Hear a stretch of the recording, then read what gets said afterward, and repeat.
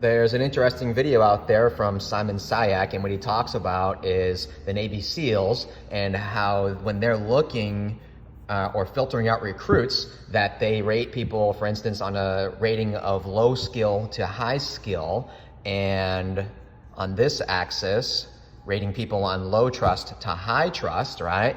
And then if we were kind of create, separate this population into 4 categories, you'd have people that were low skill and low trust. And we wouldn't want people that fall into this category. And then there'd be people who were very trustworthy and not as skillful, and that could be okay, right? And then you'd have people that were not as trustworthy, but they could be very skillful, right? And, of course, we don't really want people that are low trust and only high skill, so we don't want those people so much. Ideally, you'd have people that are highly trustworthy and highly skillful. That would be awesome, wouldn't it?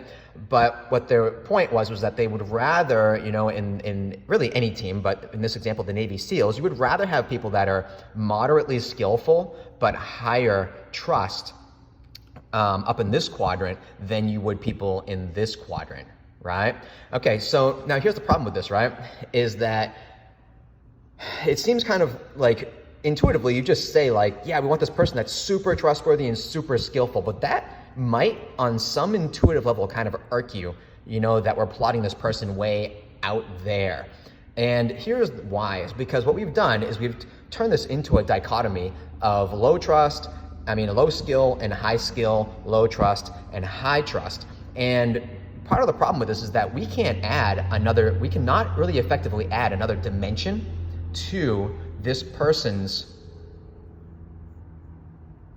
trait map here, because then we start to say like, all right, so now we're looking for, the perfect person is out here on one of these vertices. Like, do you really think that if you were going to plot personality, you'd be looking for someone who is like on the extreme of a corner of a cube? But isn't the truth always in the middle, right? Oh, but then do we want people who are moderate skill and moderate trust? Well, no, of course I'd want someone who has high trust and high skill. So like, I feel like I want to be there, but actually I want to be here. And it kind of all like starts imploding on itself and falling apart, right? Okay, so let's back this up a little bit and let's see that the place where we failed was by turning this into a dichotomy of low skill and high skill. And what we really want to do is turn this into virtue and vice.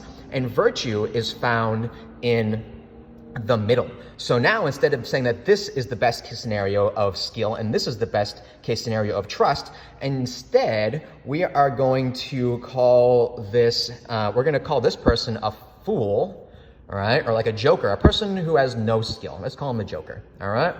And let's call this person the jack, who has well-rounded skills. And now let's extend out here. Let's expand our thinking from a dichotomy, and let's go on this axis out and let's add a third element out here, which would be the excess. The excess of skill is to be the king of one rather than the jack of all, right? It is better to be a jack of all than the king of one.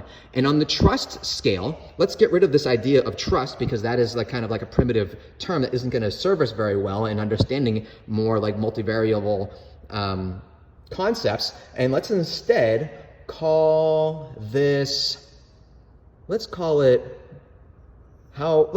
rate this more on a sophisticated level of social skills. And let's say that the person up here has an excess, right? Because this was a deficiency, and that was an excess of acute skill. Like an over-sharpened blade becomes brittle, and an under-sharpened blade is dull.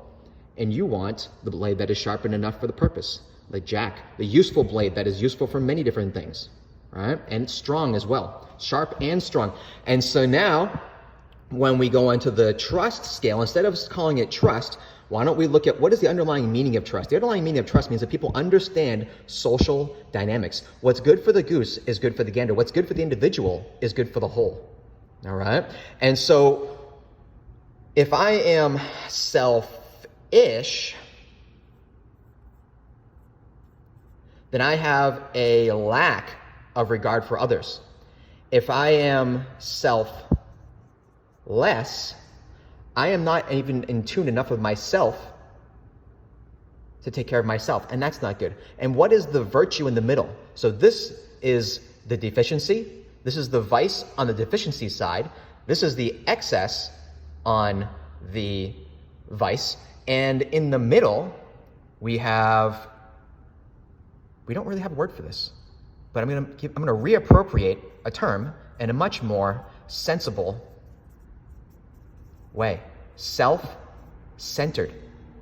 Self-centered. Why would you not be self-centered? And isn't it a tragedy that the word self-centered carries a negative connotation? What else should you be centered on other than yourself? If I told you to center yourself, would that not be a virtuous instruction? If you were in any situation, tell me one situation where it would not be virtuous to center yourself. Center yourself. Find your center. Work from your center. Of course, we should be self-centered. We should not be in excess of selfishness, or really it's a deficiency of regard for others, and we should not have a excess regard for others and be selfless. We should be self-centered, because being self-centered, if you're self-centered, you do take care of other people, because you realize that the relationships that you have with other people socially also benefit you. And that encourages you to maintain relationships in a positive manner. And when other people do the same thing, then we follow this very simple line of truth. Okay? If I am not centered in myself in my relationships, and another party is not centered in their self in the relationship, we will have a messed up relationship, and somebody is going to end up feeling like they got used or abused, or they're going to be maltreated. Okay? So everyone should act in their best interest. If you are a person who is selfish, now, if you act selfishly in a relationship, that will not be a good relationship. If you are too selfless in the relationship, that will not be good. You want to be centered on yourself. And then from that point, you can act accordingly in the best way that will serve the relationship, because the best way that you serve a healthy relationship also serves you. Okay? I'm not saying serve yourself in a negative relationship in a negative way that harms others. Because if you're a decent person, then you're not going to do that anyways. So stop trying to argue your way out of this, because unless you're I'm not talking to the jerks. I'm not talking to selfish jerks, all right? Selfish jerks are not following me and listening to right now. So since you're not a selfish jerk, stop trying to deny that serving your own needs will also benefit other people when you do it in a virtuous way, because you are a virtuous person. Why aren't you arguing with me that being selfless is negative? Being too selfless is much worse it's probably much worse even than being selfish, honestly, because you're doing harm to yourself, right? Don't harm yourself by being overly selfless. Find your center and work from there. So now, when we go back here, we've expanded our axes here, right? Instead of having this being the maximum, which was like on a trust scale, a maximum 10, it's not a scale of 1 to 10, it's a scale of balance. Don't go too far this way, don't go too far that way. So instead of making linear scales that have minimum and maximum, let's make scales that have balances, extremes, and center points. Isn't that a much more sophisticated way of thinking? Instead of thinking on a scale of minimum and maximum, let's think on a scale of balance. When we talk about minimum effective dose is right here. It's not there. Minimum effective dose is here. You want optimal. The only problem with the minimum effective dose is that the term minimum implies some type of like deficiency, and you would think that it would be over here, but it's not. Minimum effective dose actually means optimal. We shouldn't even say minimum effective dose. We should say optimal dose. If you go beyond the minimum effective dose, you are now excessive. The middle is the optimal here. That's deficient. This is excess. This is optimal. And we've expanded now our chart. And let's see what happens here. So now when we plot here, what we're looking for is someone who has this optimal balance of traits. And look where we find them, in the middle of the rectangle. So instead of being in the upper quadrant of the smaller triangle, we now have found ourselves, by expanding our thinking, we have found that we are actually in the middle. And the truth is always in the middle, isn't it?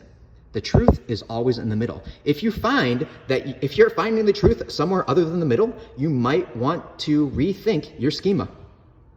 The truth is in the middle. And look at how beautiful this is that now, if we were to add even more dimensions to our personality chart, then actually we could start meeting in the middle. We want to be in the center rather, right? So you wouldn't find yourself charting people and saying like, yeah, I want this guy over here, right? Or I want her that's over here on that extreme. No, you want the person who is in the middle, because that is where the truth is found. And so you could now add another axis, another trait over here that you could measure, and then you would find the person who has the balance of that, and then you would connect and you would say, this is the person that I want. I'm not looking for the person who is over here in that spot right there. Of course, you want the people in the middle. But in order to see that, you have to think in terms of vice in deficiency, vice in excess, and virtue in the mean or the balance. Aristotle covered this well in his Nicomachean Ethics. Tell me how to pronounce that.